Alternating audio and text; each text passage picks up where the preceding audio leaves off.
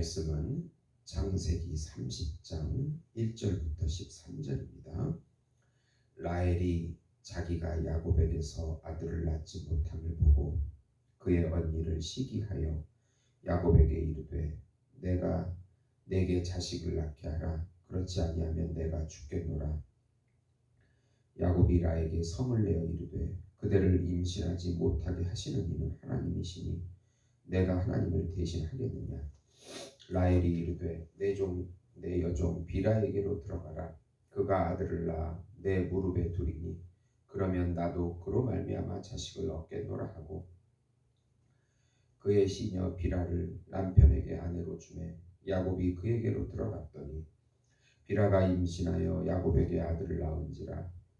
라헬이 이르되 하나님이 내 억울함을 푸시려고 내 호소를 들으사 내게 아들을 주셨다 하고 이로 말미암아 그의 이름을 다니라 하였으며 라헬의 시녀 비라가 다시 임신하여 둘째 아들을 야곱에게 낳음에 라헬이 이르되 내가 언니와 크게 경쟁하여 이겼다 하고 그의 이름을 납달리라 하였더라. 레아가 자신의 출산의 멈춤을 보고 그의 시녀 실바를 데려다가 야곱에게 주어 아내로 삼게 하였더니 레아의 시녀 실바가 야곱에게서 아들을 낳음에 레아가 이르되 복되도다 하고 그의 이름을 가시라 하였으며 레아의 시녀 실바가 둘째 아들을 야곱에게 낳음에 레아가 이르되 기쁘도다 모든 딸들이 나를 기쁜 자라 하리로다 하고 그의 이름을 아셀이라 하였더라. 아멘. 오늘 말씀은 하나님의 공식적인 3대 손인 야곱이 12명의 자식을 얻는 과정과 재산을 많이 얻는 과정을 그리고 있는 내용입니다. 사랑하는 성도 여러분, 복음은 기쁜 소식입니다. 왜 복음이 우리에게 기쁜 소식이 됩니까?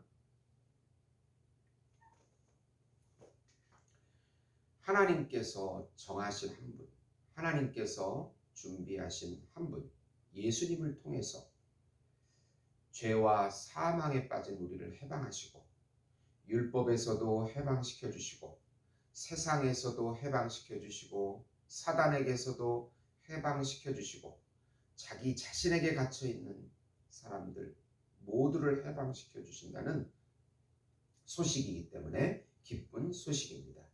하나님이시며 하나님의 아들이시며 우주적인 왕이시며 우주적인 선지자이시고 우주적 제사장이시고 우주적 어린 양이신 참 인간이신 예수님을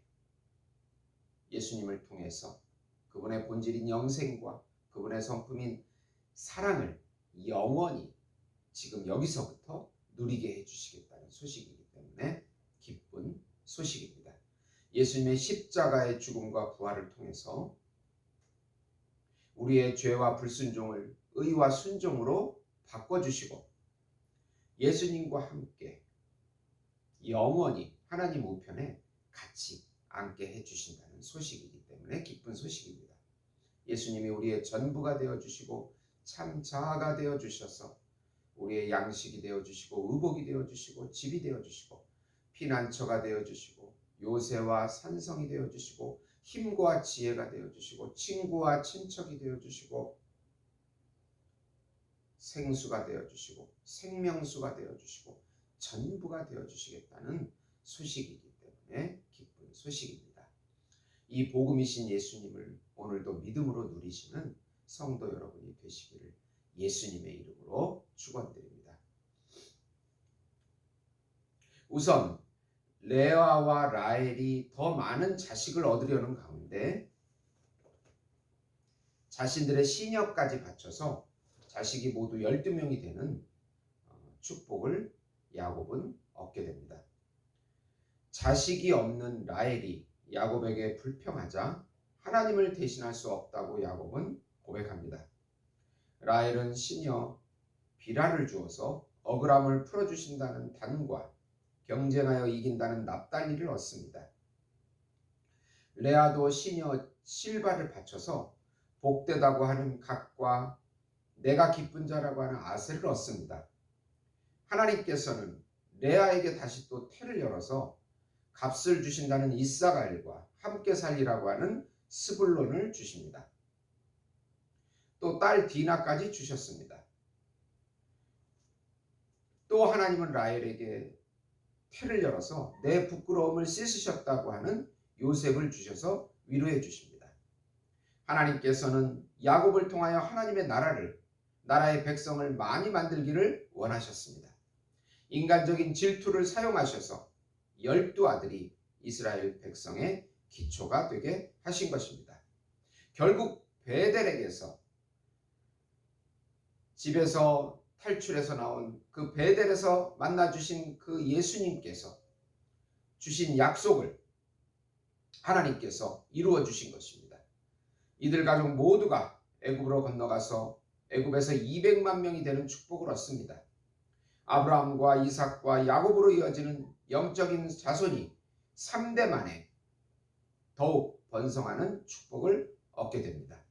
아브라함에게 약속하시고 이삭에게 약속하시고 야곱에게 약속하신 하나님의 영적인 축복은 자손의 축복과 땅을 얻는 축복과 열방이 이들로 인하여 축복을 받겠다고 하는 그것이었습니다. 하나님 백성을 만들고 계시는 하나님의 섭리를 볼 수 있습니다. 두 번째로 야곱의 품삯을 여러 번 속인 라반은 야곱과 다시 재계약을 맺는데 가축 중에서 아롱진 것과 점 있는 것과 검은 것은 야곱의 가축이 되도록 합니다. 야곱은 이제 고향으로 돌아가고 싶었습니다. 자신의 집을 세워서 하나님의 약속의 땅인 가나안에 가야 합니다. 거기에 야곱의 존재 목적이 있기 때문입니다. 그곳에서 예배하고 그곳에서 여호와 하나님의 이름을 주변에 있는 열방에게 알려야 하는 사명인 것입니다. 12아들을 얻었지만 아직 재산이 없었습니다. 그래서 재산을 얻는 방법으로 라반과 재계약을 체결합니다. 야곱은 목축 기술을 사용해서 튼튼한 가축이 임신할 때 버드나무와 살구나무와 신풍나무의 껍질을 벗겨 세워두어서 아롱지고 점이 있고 검은 가축이 태어나게 했습니다. 그래서 많은 가축이 야곱의 소유가 되었습니다. 하나님의 때가 되면 하나님은 또 물질을 주십니다. 야곱은 14년 동안을 고생했습니다. 친척 집에서 처가살이가 얼마나 힘이 들었는지 눈치 보는 삶이었습니다. 나를 주장할 수 없었습니다. 라반이 품삯을 속여도 말을 하지 못합니다. 그러나 하나님은 때가 되어 야곱에게 부를 얻을 수 있는 기회를 주십니다. 모든 것이 하나님의 절대 주권입니다. 사람들이 인생사를 주관하는 것 같지만 하나님의 예정대로 뜻대로 이루어집니다. 우리는 하나님의 주권을 인정하고 살아야 합니다. 그러므로 우리들은 인생의 목표만이 아니라 삶의 방법까지도 선하신 하나님께 맡겨서 정직하게 살아야 합니다. 하나님의 절대 주권을 믿고 당장 일이 되지 않아도 조급해하지 않습니다. 하나님께서 선하심을, 나에 대한 선하심을 굳게 믿기 때문입니다.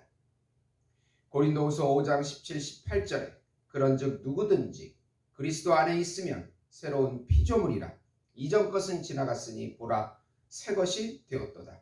모든 것이 하나님께로 났으며 그가 그리스도로 말미암아 우리를 자기와 화목하게 하시고 또 우리에게 화목하게 하는 직분을 주셨으니 예수 안에 있으면 우리가 새로운 피조물이고 하나님께서 우리를 돌보시고 이끌어 주시고 우리의 전부가 되어 주십니다. 하나님께서 우리를 반드시 이 어려움 가운데서도 지켜주시고 인도해 주십니다. 사랑하는 성도 여러분, 너무나 부정적인 소식들이 많이 들려올 때도 우리는 소망을 가지고 믿음의 발걸음을 한 걸음 한 걸음 걸어 나갈 때 예수님께서 우리 안에서 길과 진리와 생명이 되어 주신다고 약속해 주셨습니다. 오늘도 이 믿음의 발걸음을 걸어가시는 우리 예수목장교회 성도 여러분이 되시기를 예수님의 이름으로 축원드립니다. 기도하시겠습니다. 하나님 아버지 감사합니다.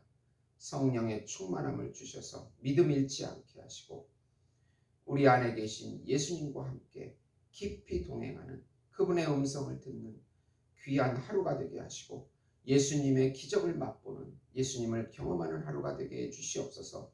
예수님의 이름으로 기도드리옵나이다. 아멘.